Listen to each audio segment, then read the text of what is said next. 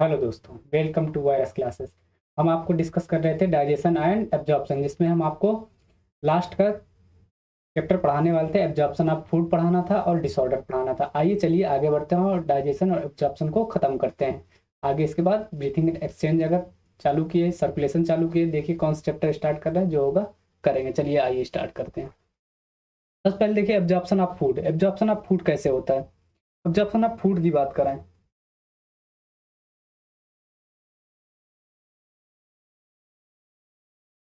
देखिए absorption of food की बात करें, एब्जॉर्प्शन ऑफ फूड की बात करें, देखिए ओरल कैविटी, ओरल कैविटी पता होगा आपकी, बक्कल कैविटी, ओरल कैविटी आपको बता चुके थे। देखिए जैसे अल्कोहल होता है, जैसे क्या होता है, अल्कोहल आप इनटेक करते हैं, अल्कोहल के लेते हैं, तो अल्कोहल के लेने में क्या होता है, अल्कोहल के लेते हैं तो क्या ओरल कैविटी से ही उसका क्या हो जाता है, एब्जॉर्प्शन स्टार्ट हो जाता है। ठीक है, ठीक है ना। कहाँ से स्टार्ट हो जाता है? ओरल कैविटी से। ठीक है, और सम ड्रग्स, कुछ ड्रग्स होती हैं जो कहने का मतलब इनको एब्जॉर्ब करने लगती हैं, यानी बक्कल कैविटी से ही इनका एब्जॉर्प्शन स्टार्ट हो जाता है। देखिए इसमें ओरल कैविटी दिया है, ओरल कैविटी, इसमें मेनली एल्कोहल, देखिए सम ड्रग्स, सम ड्रग्स में कौन कौन, सम ड्रग्स में एस्प्रिन और डिस्प्रिन, एस्प्रिन और डिस्प्रिन, सम ड्रग्स में एस्प्रिन और डिस्प्रिन। ठीक है, अब देखिए स्टमक की बात करें, स्टमक की बात करें तो स्टमक में देखिए वही कॉपी मार दीजिए पहले। देखिए इनमें भी एल्कोहल होगा कुछ, इनमें सम ड्रग्स होगी जिसमें एस्प्रिन और डिस्प्रिन होगी। फिर क्या इनमें क्या होगा, वाटर की बात करें, वाटर की, तो वाटर में क्या होगा, इन वाटर में इन्हें फ्री ग्लूकोज, फ्री ग्लूकोज को जो क्या होती है, सिंपल शुगर होती है, फ्री ग्लूकोज के रूप में आप इसको लेते हैं, किसमें, स्टोमक में एब्जॉर्ब। जैसे आप बाहर से ग्लूकोज का डिब्बा ग्लूकोन डी पिया होगा, ठीक है, तो उसको डायरेक्ट इंटेक करते हैं तो स्टोमक से क्या होता है, डायरेक्ट आपको एनर्जी मिलती है। ठीक है ना, तो क्या हो गया, वाटर, वाटर और ग्लूकोज हो गया आपका। आयंस की बात करें, वाटर और ग्लूकोज का एब्जॉर्प्शन हुआ, ठीक है, डायरेक्ट। ठीक है, अब देखिए आयंस की बात करें, आयंस में देखिए आयरन की बात करें और सोडियम आयन की बात करें, तो ये भी क्या होते हैं, डायरेक्ट एब्जॉर्ब होते हैं। कैसे? जैसे आप इंटेक किए, ठीक है, किसके, Fe3+ के रूप में लेते थे, ठीक है ना, किसके रूप में फूड इंटेक करते थे, जाकर टूटता था Fe2+ में, जो क्या एब्जॉर्ब होता था। ठीक है, मैंने बताया था आपको पिछले लेक्चर में। तो देखिए Na+ हो गया। ठीक है, अब देखिए यहाँ पे आयंस हो गया आपका, देखिए वहाँ alcohol, some drugs, water, ions हो गया। अब स्मॉल इंटेस्टाइन की बात करें, स्मॉल इंटेस्टाइन की बात करें तो स्मॉल इंटेस्टाइन में क्या थे, 3 पार्ट थे। पहला ड्यूडेनम, दूसरा जेजुनम, तीसरा इलियम। ठीक है, तो देखिए ड्यूडेनम क्या होता था, मैक्सिमम डाइजेशन होता था, मैक्सिमम डाइजेशन क्या होता था, मैक्सिमम डाइजेशन। मैक्सिमम डाइजेशन क्यों कहते हैं, क्योंकि सारा काम कहाँ हो रहा था, सब सब जितने कहने मतलब एंजाइम रिलीज हो रहा था, कहाँ रिलीज हो रहा था, ड्यूडेनम में ही सब काम हो रहा था। जैसे आपका स्टमक से फूड, स्टमक में चर्नी मूवमेंट होती थी, ड्यूडेनम में फूड पहुंचा, ठीक है, तो वहां पे सब एंजाइम वहीं पे काम करते थे, सब वहीं काम होता था ड्यूडेनम। तो क्या हो गया, मैक्सिमम डाइजेशन ही ड्यूडेनम, ड्यूडेनम में होता है, मैक्सिमम डाइजेशन कहाँ होता था, ड्यूडेनम में। अब स्मॉल इंटेस्टाइन की बात करें तो मैक्सिमम वाटर, देखिए, हाँ ड्यूडेनम की बात हो गई, जीजुनम की बात करें, मैक्सिमम एब्जॉर्प्शन होता है। यहाँ क्या होता है, मैक्सिमम एब्जॉर्प्शन, डाइजेशन के बाद क्या होता है, एब्जॉर्प्शन। बताया था आपको, प्रोसेस बताया, तो मैक्सिमम एब्जॉर्प्शन कहाँ होता है, आपके जेजुनम में, स्मॉल इंटेस्टाइन के जेजुनम में मैक्सिमम एब्जॉर्प्शन होता है। ठीक है, अब देखिए इलियम माने विटामिन B12 आपको पढ़ा चुके हैं, एब्जॉर्प्शन ऑफ विटामिन B12 कहाँ होता है, विटामिन B12 कहाँ होता है आपका एब्जॉर्प्शन। विटामिन B12 की बात करें तो विटामिन B12 की बात करें तो कहाँ होगा मैक्सिमम एब्जॉर्प्शन, यहाँ एब्जॉर्प्शन विटामिन इलियम में। ठीक है, जेजुनम में मैक्सिमम एब्जॉर्प्शन होगा, डूडनम में मैक्सिमम डाइजेशन होगा। यहाँ तक आपको समझ में आया होगा। अब देखिए आगे बढ़ते हैं, आगे की बात करें तो देखिए यहाँ पे स्मॉल इंटेस्टाइन की बात करें, स्मॉल इंटेस्टाइन की बात करें तो स्मॉल इंटेस्टाइन में क्या होगा, मैक्सिमम वाटर, देखिए यहाँ पे क्या होगा, मैक्सिमम वाटर का एब्जॉर्प्शन होगा। ठीक है, मैक्सिमम, जैसे आपसे पूछा जाए maximum absorption, maximum absorption water कहाँ होगा, तो आपको स्मॉल इंटेस्टाइन बताना है। और मोस्टली पूछे तो मोस्टली में क्या आ जाएगा, लार्ज इंटेस्टाइन। ठीक है, लार्ज इंटेस्टाइन। और मिनिमम की बात करें, सम ड्रग, सम वाटर की बात करें तो क्या होगा, मोस्टली का है, सम ड्रग, सम वाटर की बात करें तो क्या होगा, लार्ज इंटेस्टाइन होगा। ठीक है, लार्ज इंटेस्टाइन की बात करते हैं, ये लार्ज इंटेस्टाइन, यहाँ क्या, waters, ion and minerals, some drugs, यानी कम मात्रा में यहाँ पे एब्जॉर्प्शन होता है। ठीक है, यहाँ तक आपको समझ में आया होगा। चलिए आगे बढ़ते हैं। आगे यहाँ तक हुआ होगा। चलिए शुरू करते हैं, आगे क्या होता है। अब ट्रांसपोर्ट ऑफ फूड, आपकी कहने का मतलब जो सेल मेम्ब्रेन होती है उनसे कैसे ट्रांसफर होता है, क्या फूड कैसे ट्रांसफर हो रहा है, ठीक है ना, कैसे ट्रांसफर हो रहा है फूड, देखिए बताते हैं कैसे ट्रांसफर हो रहा है फूड। देखिए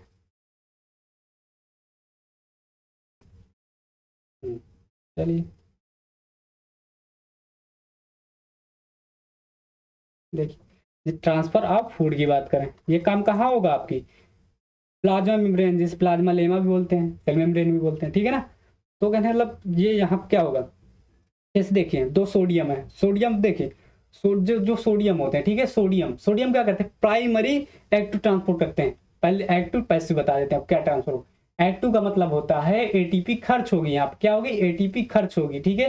और जो पैसिव ट्रांसपोर्ट ट्रांसपोर्ट होता है उसमें एटीपी खर्च नहीं होती, क्या एटीपी खर्च नहीं होती, विदाउट एटीपी खर्च के ही वहां पे काम होता है, ठीक है। एटीपी खर्च कहाँ होगी, एक्टिव ट्रांसपोर्ट में खर्च होगी। तो यहाँ प्राइमरी जो है तो इसमें भी एटीपी लगेगी और सेकेंडरी में भी एटीपी लगेगी। तो प्राइमरी कौन है, सोडियम आयंस है। देखिए दो सोडियम आयंस मैंने यहाँ दिखाया ना आपको, ये रिसेप्टर लगे हैं, 3 साइड दिखाई गई हैं। दो साइड में क्या, दो सोडियम आयन बाइंड करेंगे, जो तीसरी साइड है वहां पर क्या होगा, कुछ एमिनो एसिड होंगे, एमिनो एसिड और ग्लूकोज वगैरह बाइंड होगा वहां पे। देखिए तो प्राइमरी जो देखिए यहाँ पे सोडियम आया, सोडियम यहाँ पे क्या हुआ, रिसेप्टर से बाइंड हुआ, ठीक है। तो रिसेप्टर बाइंड हुआ तो क्या हुआ यहाँ पे, यहाँ प्राइमरी एक्टिव ट्रांसपोर्ट हुआ। इसको क्या बोलेंगे, प्राइमरी। प्राइमरी किसका होता है, सोडियम आयन का, इनका दो सोडियम आयन का प्राइमरी होता है, ठीक है। अब देखिए जो तीसरा वाला साइड दिख रहा है आपको यहाँ पे, ये तीसरा वाला साइड दिखा रहे हैं, ये तीसरा वाला साइड, तीसरे साल वाले साइड में क्या हो रहा है, इसमें क्या ग्लूकोज और अमीनो एसिड एंड गैलेक्टोज, इनका ट्रांसपोर्ट होगा। तो इनसे क्या होगा, ये जो ट्रांसपोर्ट होगा इसे क्या कहेंगे, active transport, secondary active transport होगा। इनमें क्या होगी, एटीपी खर्च होगी, क्या होगी, एटीपी इनमें भी खर्च होगी, एटीपी खर्च होगी तो एक्टिव ट्रांसफर होगा। लेकिन ये सेकेंडरी है, primary sodium, secondary glucose, amino acid, galactose, ठीक है। अब देखिए इसमें क्या है, को फैक्टर की बात करें, इसे को ट्रांसपोर्ट भी बोलते हैं, को ट्रांसपोर्ट भी बोलते हैं, सेकेंडरी को तो को ट्रांसपोर्ट भी बोलते हैं, ठीक है। तो ये किसके द्वारा हो रहा है, ठीक है, ये आपको समझ में आ गया। अब देखिए यहाँ कैरियर प्रोटीन लगी हुई है। पैसिव ट्रांस मैंने क्या बताया था, एक्टिव पैसिव, पैसिव में क्या होता था विदाउट एटीपी, इसमें लेकिन इसमें भी दो प्रकार होते हैं, किसमें पैसिव में, एक सिंपल डिफ्यूजन, एक फैसिलेटेड। सिंपल आप बिना उसके हो जाएगा, बिना कहने मतलब कैरियर प्रोटीन के हो जाएगा, जिसमें कैरियर प्रोटीन की आवश्यकता पड़ेगी, जिसमें कैरियर प्रोटीन की आवश्यकता पड़ेगी तो उसमें फैसिलेटेड डिफ्यूजन होगा। तो यहाँ पे देखिए, ये देखिए कैरियर प्रोटीन मैंने दिखाई, यहाँ पे दिखाई हुई है, ये कैरियर प्रोटीन दिख रही है आपको, ठीक है। ये कैरियर प्रोटीन येलो कलर से लगी हुई है यहाँ पे, ठीक है।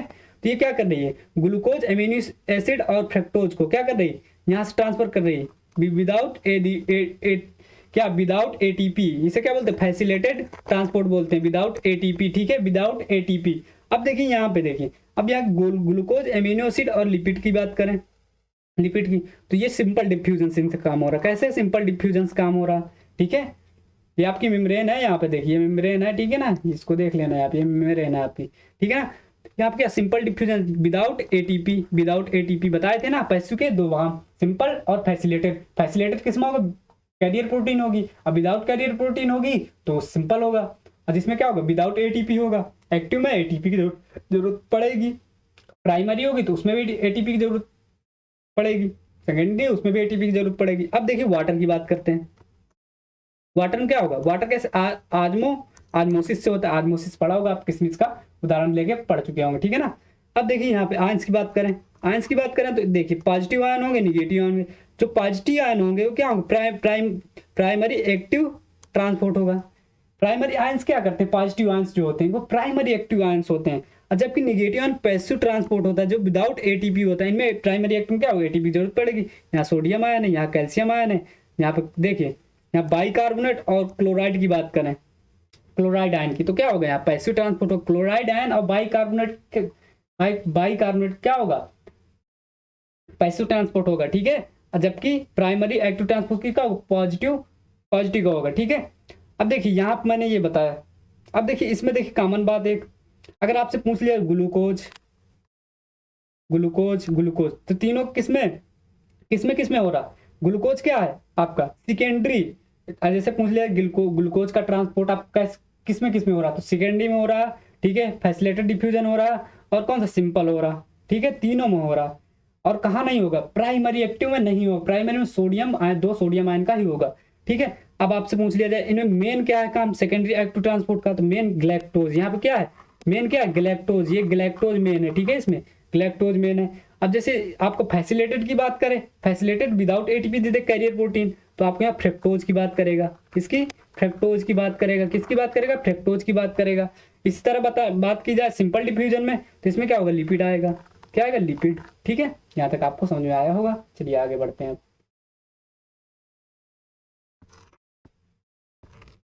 देखिए क्लोरिफिक वैल्यू की बात करते हैं। कैलोरीफिक वैल्यू की बात करें, कैलोरीफिक वैल्यू क्या होती है?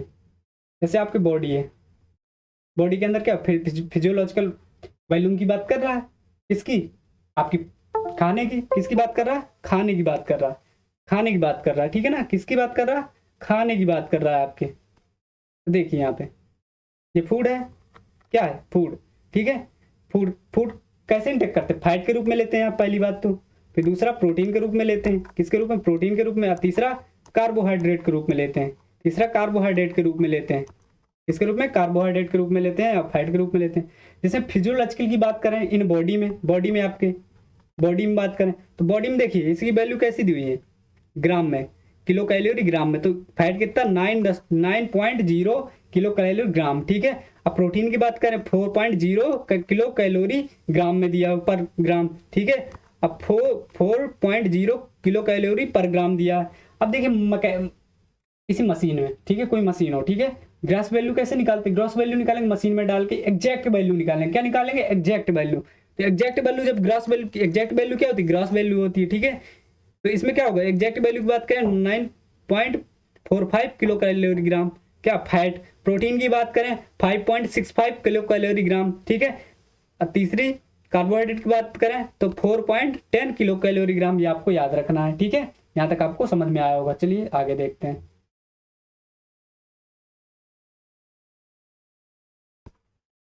अब न्यूट्रिएंट आप फूड की बात करें, न्यूट्रिएंट्स आप फूड की बात करें,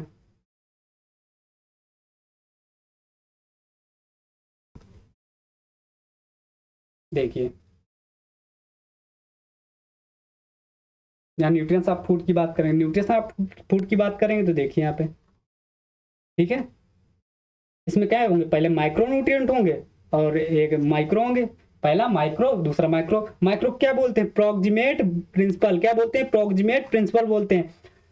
माइक्रो क्या बोलते हैं? Proximate principal. अब प्रोटेक्टिव की बात करें तो माइक्रो माइक्रो माइक्रो माइक्रो की बात करें, माइक्रो में क्या? Protective principle. क्या होंगे? प्रोटेक्टिव प्रिंसिपल होंगे, ठीक है, प्रोटेक्टिव प्रिंसिपल होंगे, ठीक है।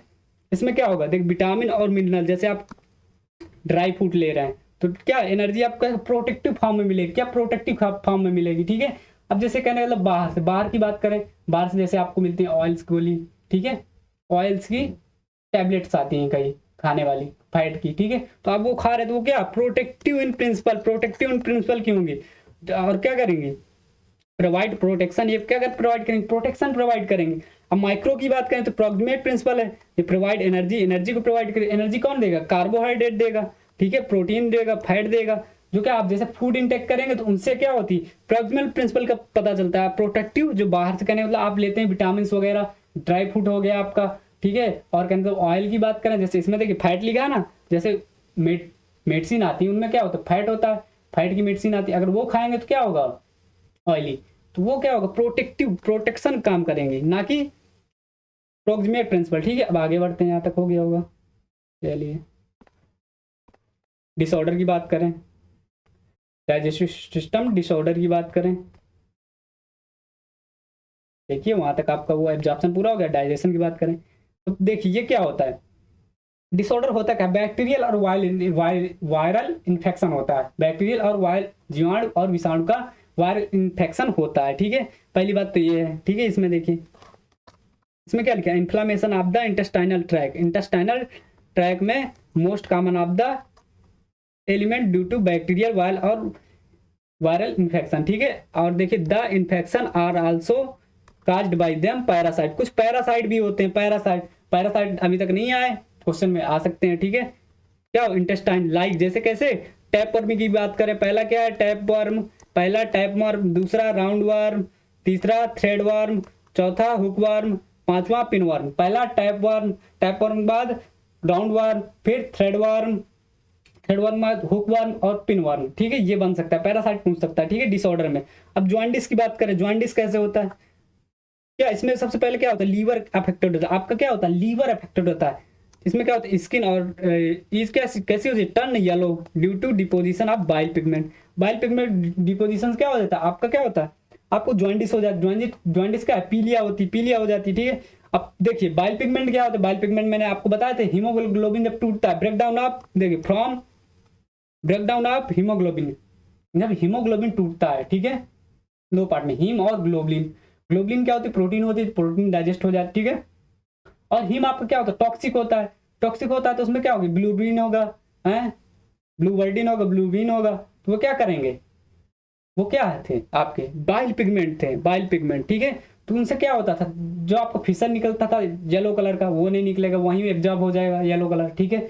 आपको जैसे कहने मतलब यूरिन आता था पीले कलर का, तो क्या पीले कलर का यूरिन निकलता है, ठीक है। तो वहां से क्या बाइल पिगमेंट नहीं निकला, तो क्या हो जाएगा, उनसे क्या होगा, किडनी नहीं निकाल पाई बाहर, तो क्या होगा, बाइल पिगमेंट जब इकट्ठा हो जाए क्या होगा, आपकी कहने मतलब स्किन येलो येलो हो जाएगी, आपकी ईज कैसी येलो येलोइश हो जाएंगी, तो क्या हो जाएगा, आपको जॉइंटिस हो जाएगा, ठीक है। अब आगे देखिए, यहाँ तक आया होगा समझ में।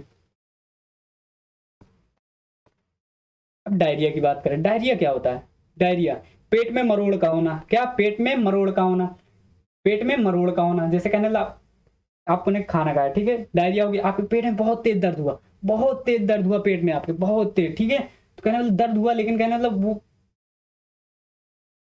दर्द होता है, ठीक है। तो क्या होता है, आप बैठ बैठ जा रहे हैं, दर्द हो रहा है पेट में, वो क्या है, डायरिया, डायरिया का। तो इसमें क्या होता है, एब normal frequency of the bowel movement, bowel movement क्या था, वही जो आप बैठ बैठ जा रहे हैं, दर्द के कारण बैठ बैठ जाते, पेट को दाब के बैठ जा रहे थे, क्या हो रहा था, वो बाउल मूवमेंट होता है। बाउल मूवमेंट क्या होती है, abnormal frequency of bowel movement, जो इंक्रीज क्या करती है, increase liquidity the faecal discharge, जो फीकल डिस्चार्ज का लिक्विफाइड कर देती है, लिक्विफाइड, जैसे आप कुछ भी खा रहे हैं, कुछ भी खा रहे हैं तो क्या लिक्विड के रूप में निकल जा रहा है, बिना एब्जॉर्ब हुए बाहर निकल रहा है, ठीक है। तो किससे, जिससे आप कहने वाला प्रॉपर आपका अब्जॉर्प्शन नहीं होगा, सब बाहर निकल जाएगा, तो क्या आप कमजोर हो जाएंगे, ठीक है।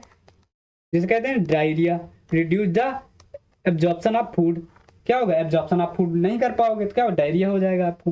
अब डायरिया के बाद बात करते हैं आगे, ठीक है, डायरिया हो गया आपका।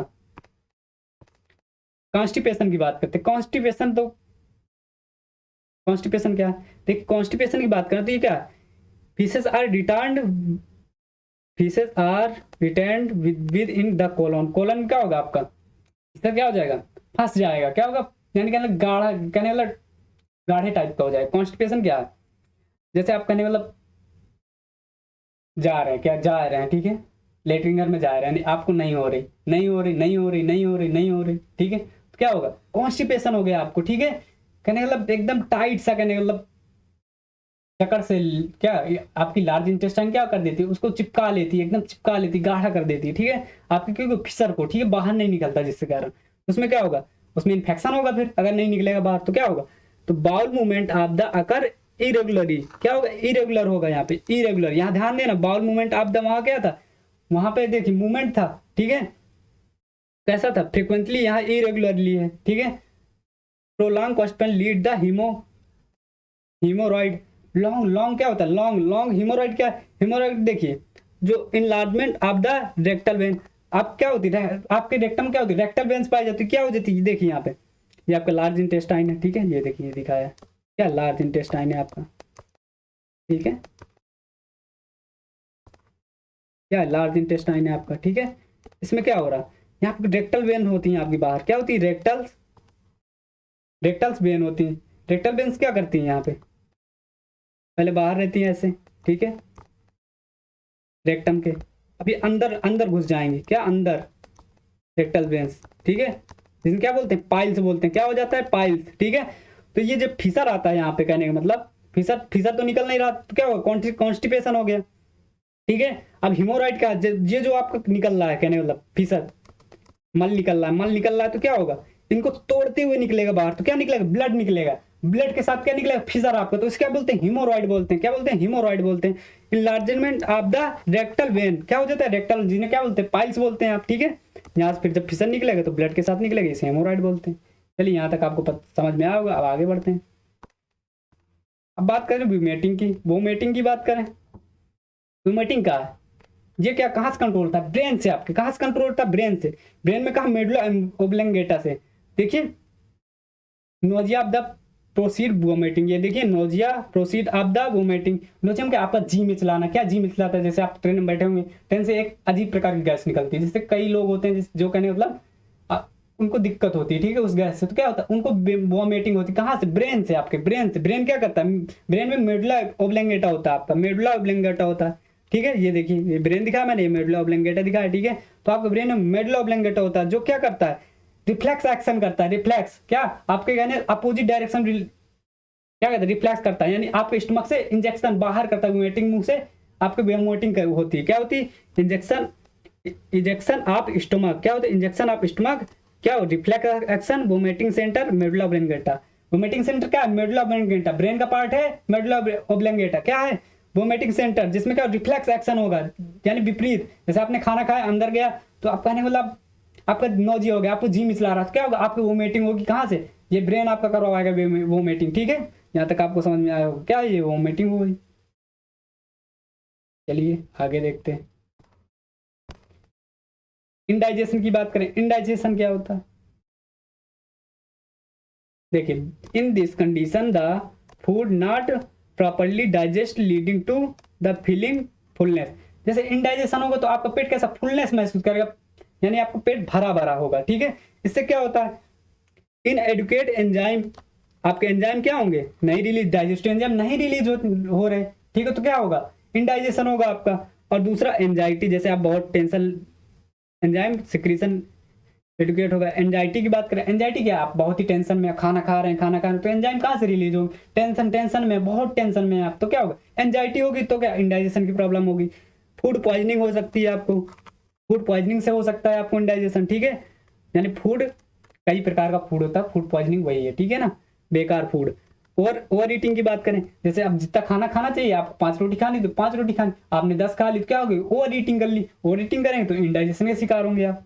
स्पाइसी फूड, जो स्पाइसी फूड खाते हैं, जो मैगी चाउमीन बर्गर सब खाते हैं, वो क्या है, सब यही है, ठीक है ना, इंडाइजेशन के शिकार होंगे।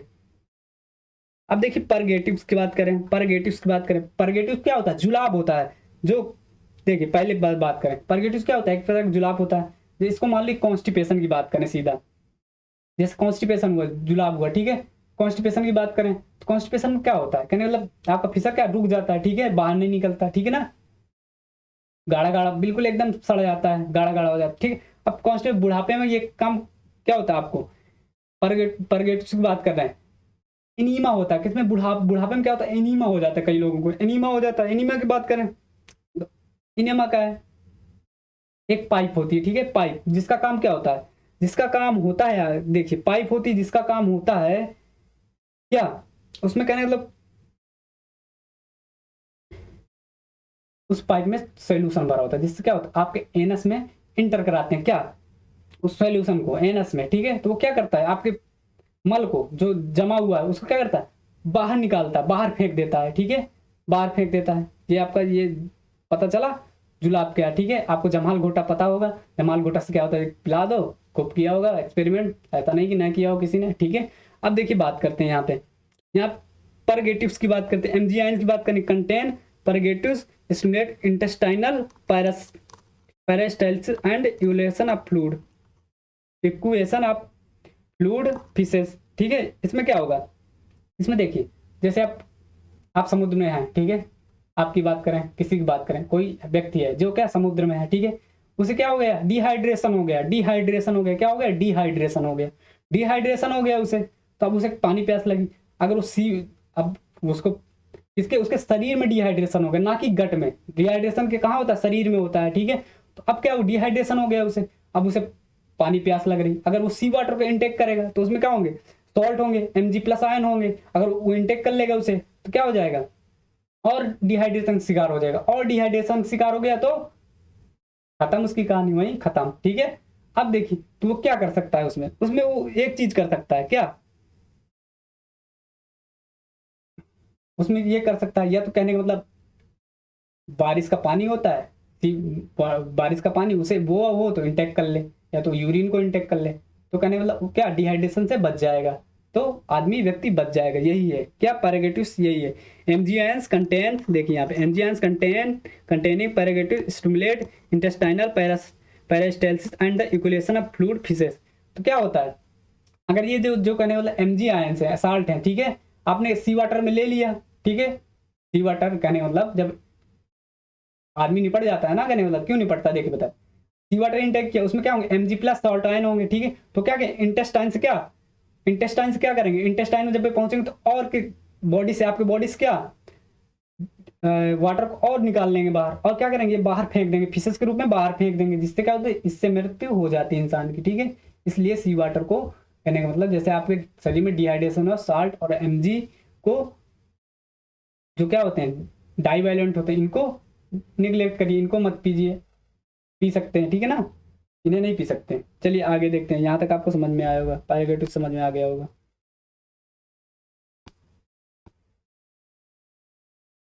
पीएम की बात करें, पेम की बात करें, पेम क्या है, क्या कैसे होगा, पेम की बात करें, ठीक है ना, पेम क्या होता है, प्रोटीन एनर्जी माल न्यूट्रिशन, इसका मतलब क्या था, प्रोटीन एनर्जी माल न्यूट्रिशन, प्रोटीन एनर्जी माल न्यूट्रिशन की बात करें, ठीक है, इसमें दो काम देखिए, दो काम होते हैं, एक मैरास्मस डिसऑर्डर की सीधा बात करते हैं, इसमें पेम में क्या होता है, प्रोटीन एनर्जी माल न्यूट्रिशन की कमी, तो क्या होता है क्या होता है, डिसऑर्डर होता है, इसमें एक क्या होता है, मैरास्मस होता है, मोरास्मस से होता है, और दूसरा क्या होता है, क्वासिकॉर होता है। ठीक है, मरासमस की बात करें, ये सब ज्यादा मरासमस क्या, सूखा रोग, मरासमस मतलब सूखा रोग, ठीक है, क्वासिकॉर का मतलब भी सूखा रोग होता है, लेकिन इसमें क्या होता है, पेट निकला हुआ होता है, ठीक है, ठीक है, बस इतना है। ठीक है, तो अब यहाँ पे देखिए, यहाँ पे इतना हुआ, अब क्या ये किससे किससे होता है, मैरासमस कितने, देखिए मैरासमस की बात कर, due to deficiency of food, deficiency of food, food की डिफिशियंसीज होते हैं, आप जैसे फूड, उनको फूड प्रॉपर नहीं मिल रहा, जैसे देखिए मैरासमस किस में होता है, 1 साल से जो नीचे के बच्चे होते हैं क्या होता है, देखिए जो 1 साल से नीचे बच्चे होते हैं, ठीक है, उन्हें दूध की जरूरत होती है, ठीक है, दूध की जरूरत यानी अच्छा भोजन यानी फूड की जरूरत होती है, ठीक है, तो क्या होता है, जो कहने का मतलब कुछ होते हैं जैसे काम करने वाले लोग हो गए, ठीक है, जो औरतें होती है, ठीक है, उनमें सबसे ज्यादा क्या दिक्कत होती है, अगर वो कहने मतलब प्रॉपर खाना नहीं अच्छा खाएंगे, काम करेंगे, ठीक है, पैसा नहीं उनके पास कुछ नहीं, तो क्या होगा, उनमें क्या होगी, प्रोटीन कमी होगी, प्रोटीन वगैरह कमी होगी, जिससे क्या होगा, बच्चा क्या होगा, बच्चा अनहेल्दी होगा, अब नॉर्मल होगा, जिससे क्या ब्रेन में इफेक्ट पड़ेगा, उसके ब्रेन में इफेक्ट पड़ेगा, ठीक है ना, ब्रेन में इफेक्ट पड़ेगा तो क्या अब नॉर्मल हो जाएगा लड़का, ठीक है, बॉडी ग्रोथ में दिक्कत पड़ेगी, उसके कहने मतलब लिम्स में दिक्कत पड़ेगी, ठीक है, तो देखिए यहाँ पे क्या होता है, due to deficiency of food, जिसमें प्रोटीन और कार्बोहाइड्रेट और फैट तीनों की बात होगी, ठीक है, यानी पूरे फूड की बात हो रही है यहाँ पे, ये अगर ओनली इन्फेंट, अगर ओनली इन्फेंट 1 ईयर बच्चे, 1 ईयर से कम बच्चे की बात कर रहे हैं, ठीक है ना, अगर उन्हें दूध ना दिया जाए, कम समय में भोजन कराना स्टार्ट किया, 1 ईयर के हैं बच्चे छोटे हैं, अब उन्हें तुम भोजन कराओगे तो क्या होगी, उनमें क्या होगी, प्रोटीन यानी फूड की कमी होगी, फूड तो खिला रहे कहना मतलब प्रोटीन नहीं डाइजेस्ट होगी, दूध में क्या होगा, दूध में उनके कहना जो चाहिए दूध में होगा उनके, ठीक है ना। अब ब्रेक डाउन की बात कर, break down of the muscles, क्या होती है, ब्रेक डाउन होते हैं मसल एकदम, हाथ पैर पतले, कहने मतलब स्ट्रक्चर ढांचे जैसे स्ट्रक्चर एकदम पतला सूखा दुबला, क्या होता है, सूखा रोग बोलते हैं, ठीक है। अब थिन लिम्स, इनमें क्या हो जाते हैं, इनके लिम्स थिन हो जाते हैं, कंप्लीट बॉडी में क्या होते हैं, इनके लिम्स से थिन पड़ जाते हैं, पतले पड़ जाते हैं, हाथ पैर क्या पतले हो जाते हैं, ठीक है। रिटार्डेशन की बात करें आप, इसमें क्या हो, ब्रेन ब्रेन ब्रेन एबनॉर्मल होगा, ब्रेन की ग्रोथ नहीं होगी, बॉडी ग्रोथ नहीं होगी, ठीक है।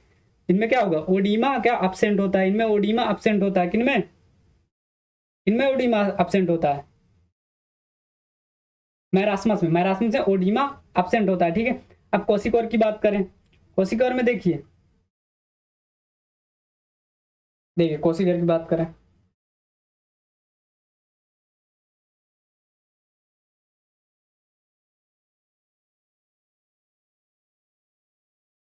कोशिकोर की बात करें, ड्यू टू कोशिका में क्या due to deficiency of only protein, यहाँ पे क्या प्रोटीन का ओनली डिफिशियंसी ऑफ प्रोटीन, किसमें किसमें होगा 1 से 5 ईयर के बच्चों में क्या होगा, प्रोटीन की डिफिशियंसी होगी 1 से 5 ईयर के बच्चों में, ठीक है।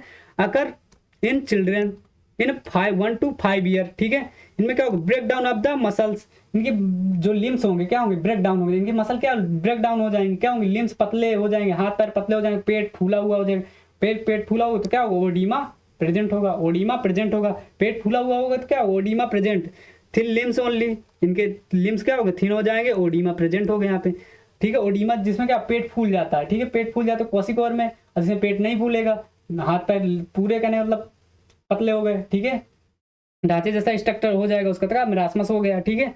यहाँ पे रिटार्डेशन की बात करें, यहाँ भी ब्रेन एबनॉर्मल होगा और बॉडी ग्रोथ एबनॉर्मल होगी। यहाँ तक आपको समझ में आया होगा, चलिए आगे देखते हैं। चलिए आज का लेक्चर यहीं तक। आपको वीडियो अच्छा लगा हो तो लाइक एंड सब्सक्राइब कीजिए, ठीक है। और इसी तरह हम कहने वाला आपको वीडियो डालते रहेंगे आगे। चलिए बाय बाय टाटा, अपने दोस्तों को शेयर करिए जितना जितना हो सके, बाय।